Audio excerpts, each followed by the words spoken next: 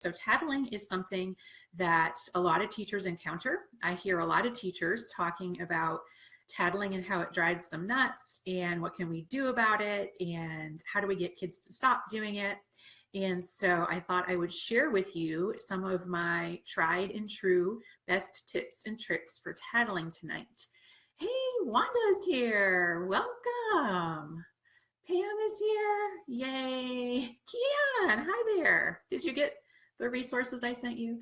Okay. San Marcos. Woohoo. All right. Awesome. I see a lot of tribers in the house tonight. Angel says, I love those text messages. She must get that text message and jump right on. She's always the first one here. Okay. So here we go.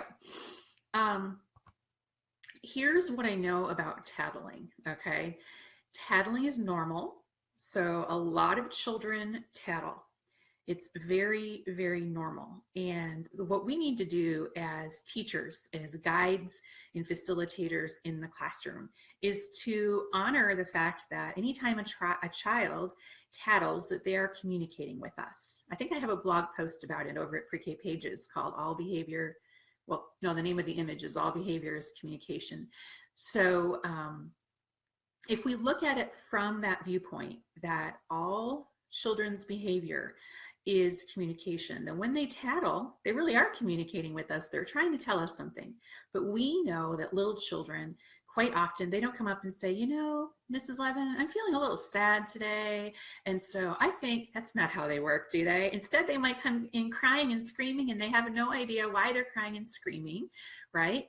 The same is true with tattling. Tattling is just a symptom of something else. So let's go deeper into why tattling happens.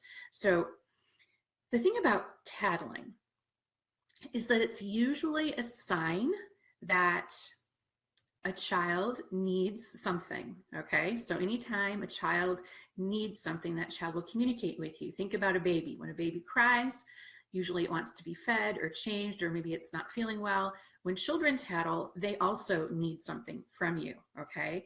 So what they don't need when they tattle is to be told to stop tattling. So a lot of times what we're looking for, when we're looking for help, especially with tattling, we will look for ways to stop a behavior. So how do I get kids to stop tattling? How do I get kids to stop doing this or that? When in fact, we really need to look at this behavior as a form of communication and then look deeper into the real source of where the tattling is coming from.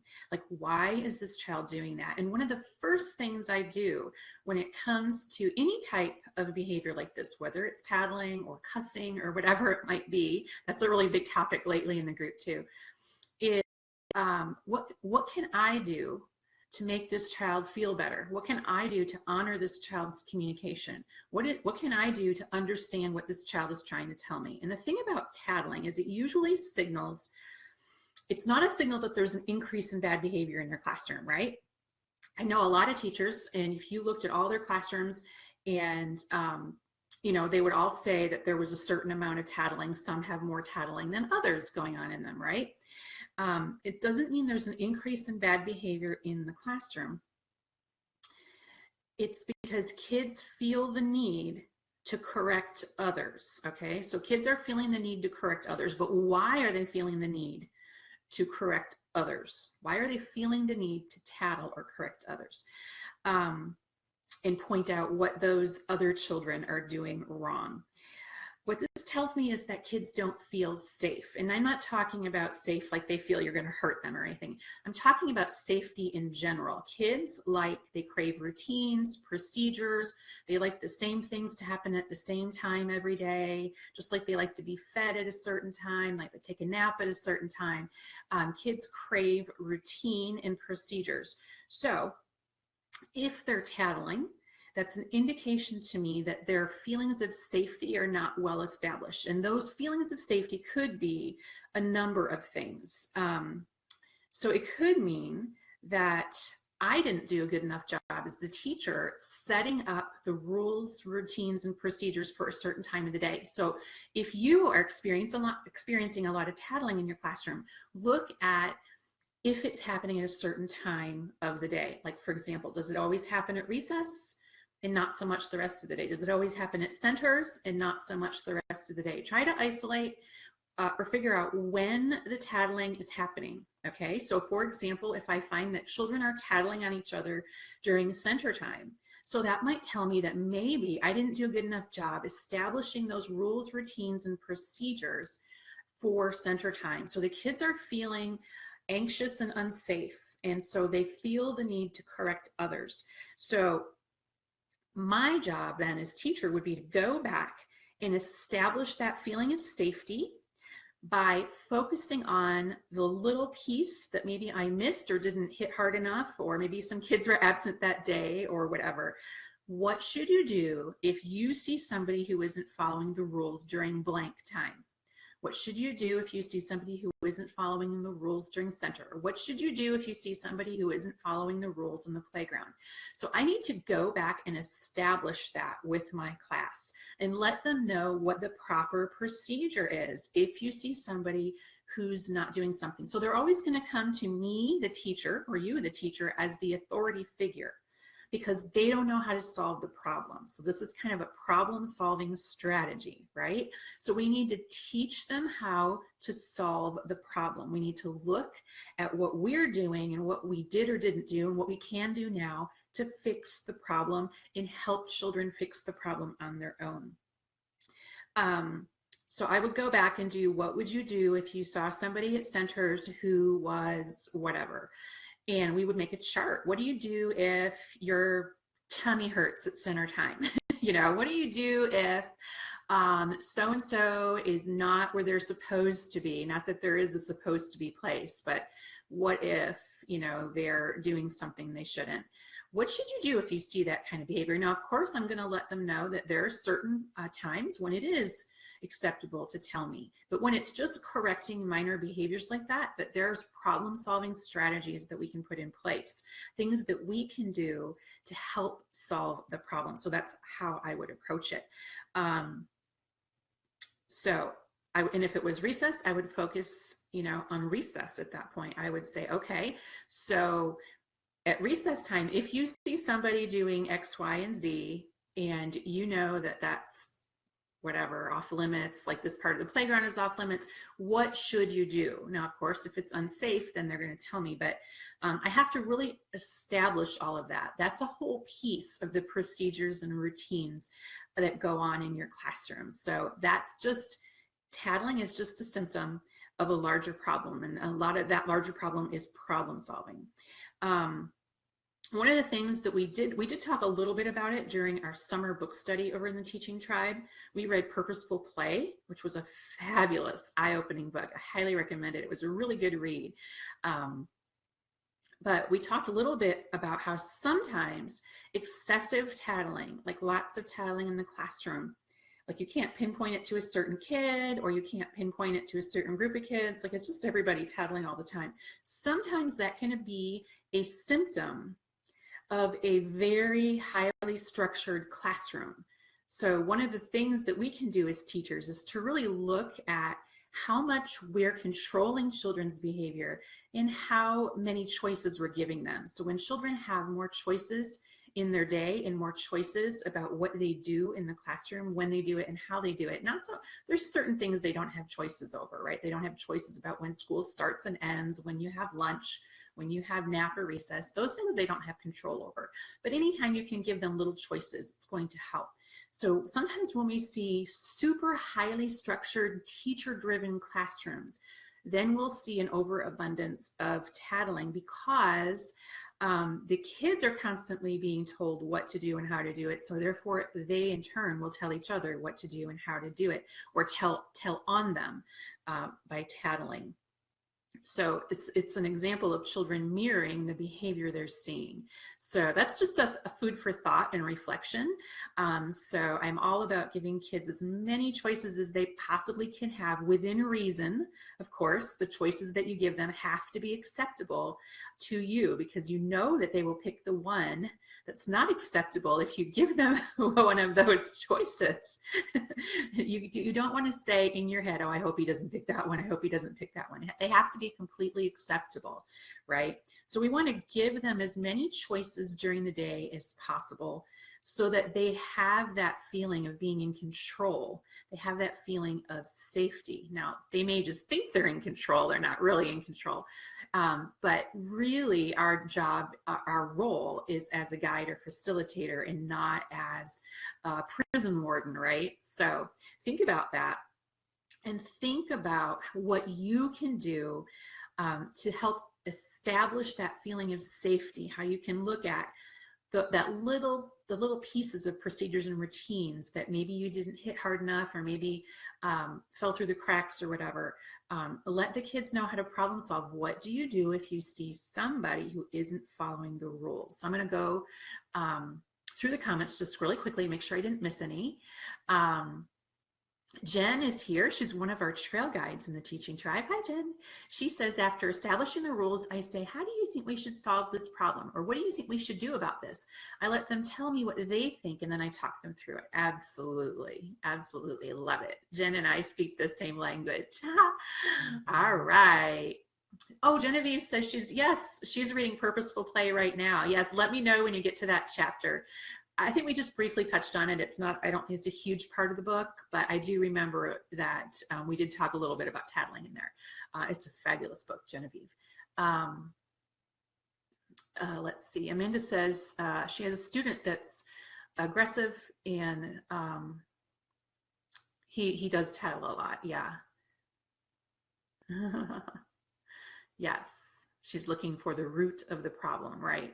So, and also certain children are going to do it more than others because the thing about little kids is that we know that they all develop at different rates. And so some kids, they're completely fine. They don't feel the need to tattle. They don't feel that feeling of unsafeness or whatever. And then other children, they're going to be more sensitive to this. You know, they're going to need more explicit instruction on problem solving because maybe that's not one of their strengths, right? So you're going to look at what should you do if you see somebody who isn't following the rules. So you're going to have to act out scenarios. It all comes down to role playing, right? That's how kids learn. They learn through doing. They learn through experience. And so we role play these things. So I'll have two kids, you know, okay, you go over here and I'm going to pretend that I see you doing whatever.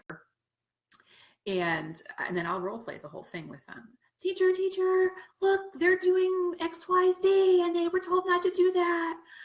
You know, and then we'll talk through it. What could I do instead of tattling? What could I do? And the kids will help me brainstorm. If they say something completely off the wall, like I have a puppy, I'll say, oh, that's great. Maybe you can write about that during writing time. and then I'll focus on those responses that are more in line with what we're talking about. Let me scroll up a little bit. Hey, Cindy, nice to see you here. Hey, the other Jen is in the house. Jen M. It's the battling Jens there. Kian is here and she says, I say tattling in pre-K is an understanding of what the rules are and aren't. Although they may be tattling about a rule, but not following it themselves. Yes, the kids who tattle the most are often the ones who aren't following the rules.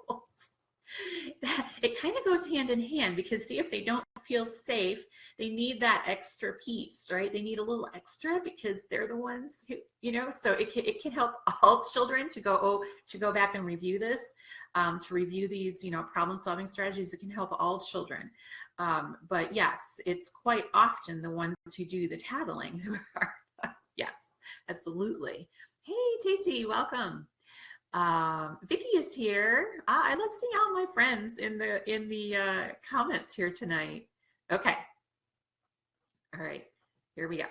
Okay, so that is just a brief little, if kids are tattling, let's look at the root cause of the problem.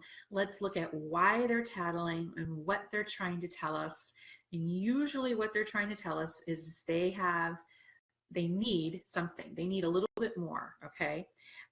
So that is just what I do. I go back and I review those rules, routines, and procedures, and and put in there specifically, what do you do when you see somebody doing X, Y, Z? And of course, I'm going to talk about those things that obviously do warrant my attention. But I'm also going to talk about those little things that we don't need to tell the teacher. It's really helpful. One of the things you can do too is when you're doing these acting out scenarios with the children is to have a marker and some chart paper.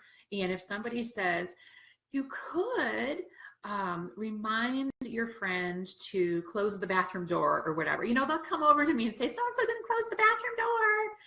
And then I have to go over and say, close the bathroom door, close the bath, you know what I mean? Little things like that.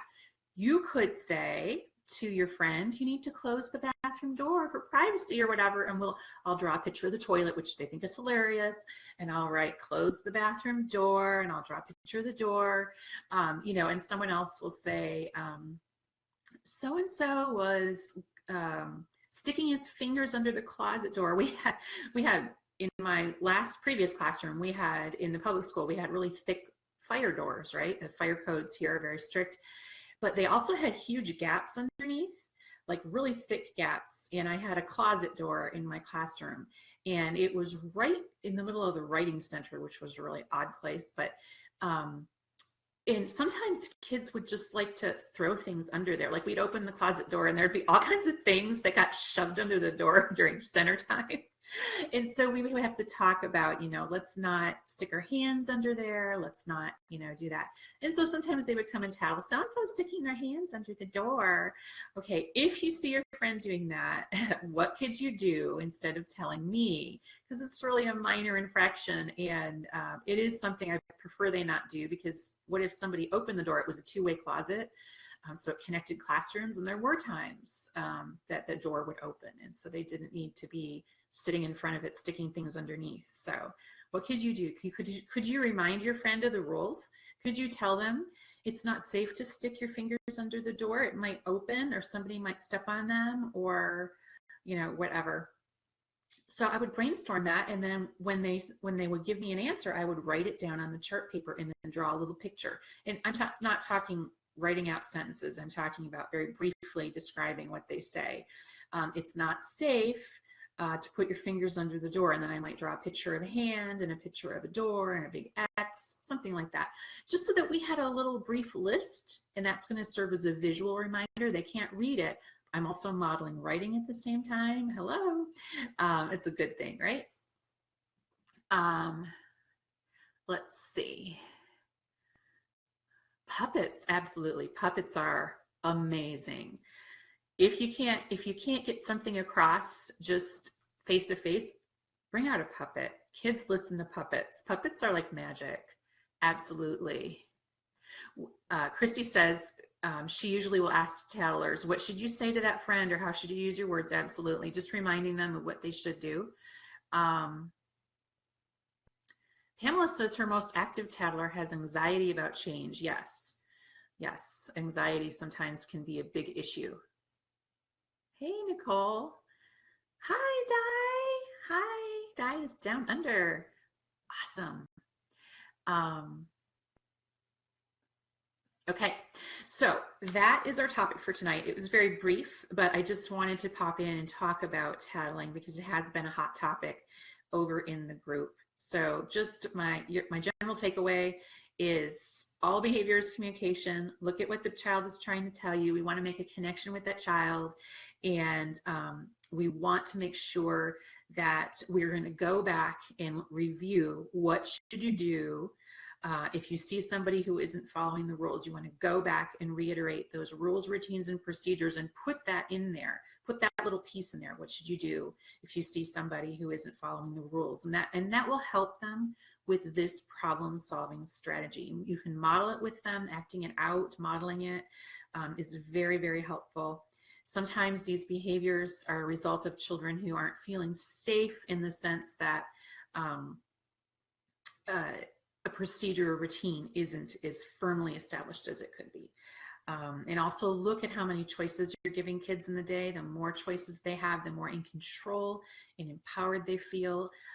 So a lot of times we see kids tattling because they don't feel in control. They feel like you're the one in control. So just look at that. So I want to thank everyone for joining us tonight, especially our members of the Teaching Tribe. If you're not already in our free Facebook group, Preschool Teachers Are Superheroes, you're going to want to join that group and then catch the thread about funny things kids say. I'm still laughing about that. I can't stop, you guys. It's too funny. And if you're not already a member of the Teaching Tribe, you're going to want to put your name on the waiting list. The Teaching Tribe is my premium membership site for teachers just like you, teachers of preschool, pre-K, kindergarten, Head Start, in-home childcare, and more. It's a place where teachers have access to all of the paid printables from pre-K pages 24/7 at their fingertips. It's a $950-something value. Of course, members don't pay that. And then we have our supportive community of new and veteran teachers, a safe haven for asking and answering questions, where we also have our book discussions and prizes and all kinds of fun stuff going on over there. And then we also have our trainings, our on-demand video trainings, more than 40 hours. Each one comes with a certificate of attendance for 1 hour. So members can watch those in the comfort of their own home, PD in your PJs, as we like to say. So get on the waiting list for that if you're not already a member. We have lots of members watching tonight. They can let us know in the comments what they think about their membership so far. And I will see you all again Wednesday night right here live on Facebook. And if you would like to get a messenger message every time I'm live, go ahead and just message me on the page right now. And we also send out text messages for those who prefer text. Let us know in the comments, and Tom will drop the number for signing up for text messages. All right, thanks a lot for watching, everybody. I'll catch you Wednesday night. Bye.